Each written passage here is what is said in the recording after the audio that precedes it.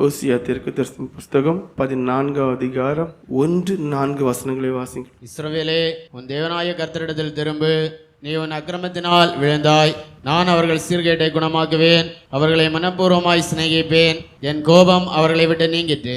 பாவ சிற்றின்பங்களுக்கு அடிமையாகி தேவனை விட்டு தூரமாய் போனதான திரள் கூட்டமான ஜனங்களாகிய இஸ்ரவேல் ஜனங்களை பார்த்து தேவன் சொல்லுகிறார், என்னிடமாய் நீங்கள் திரும்புங்கள் என்று. நீங்கள் விழுந்து போனீர்கள், ஆனால் ஐயோ இப்படி என் நிலைமை ஆகிவிட்டதே, இனி எனக்கு மீட்பு கிடையாது, விடுதலை கிடையாது, எனக்கு நரகம்தான் என்றுதான் ஒரு தீர்மானத்தோடு வாழ்ந்து மரித்து விடாதீர்கள்.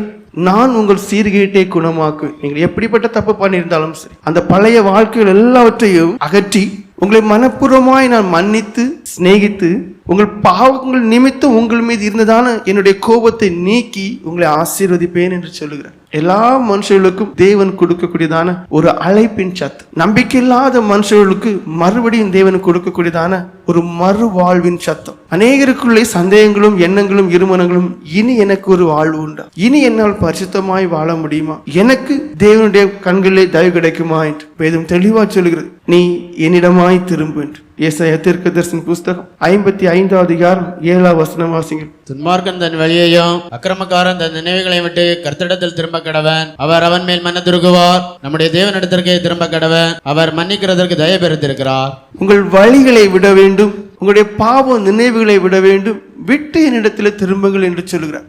அப்படி நீங்கள் திரும்பும் போது அதற்கு முன்பாக நீங்கள் செய்தீர்களே ஏகப்பட்ட எண்ணிலடங்காத பாவங்கள், மீதல், அக்கிரமங்கள், துணிகரமான செயல்கள், அவை எல்லாவற்றையும் தேவன் என்ன செய்கிறார்? மன்னிக்கிறவராயிருக்கிறார். எடுத்துக்காட்டு வச்சிருக்கேன். லூக்கா எழுதின சுவிசேஷம் 7 அதிகாரம் 36 48 வரையில வசனங்களை வாசிங்கள். பரிசேயரில் ஒருவன் தன்னுடனே போஜனம் பண்ண வேண்டும் என்று அவரை வேண்டிக் கொண்டான்.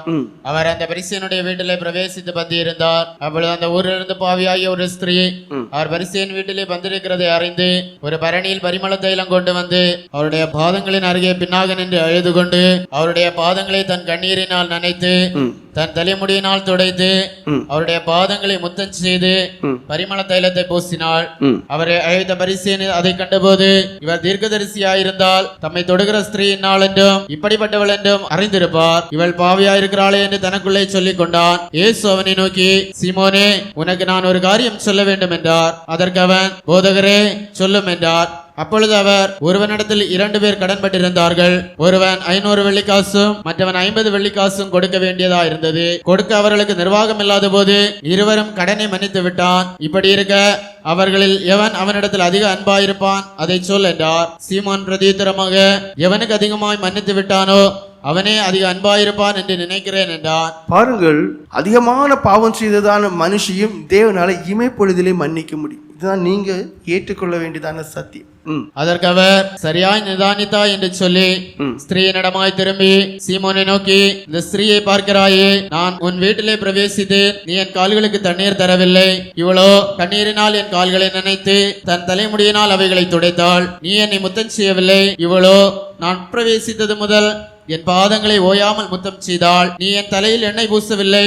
இவளோ என் பாதங்களில் பரிமள தைலம் பூசினாள். ஆதலால் நான் உனக்கு சொல்லுகிறேன், இவள் செய்த அநேக பாவங்கள் மன்னிக்கப்பட்டது.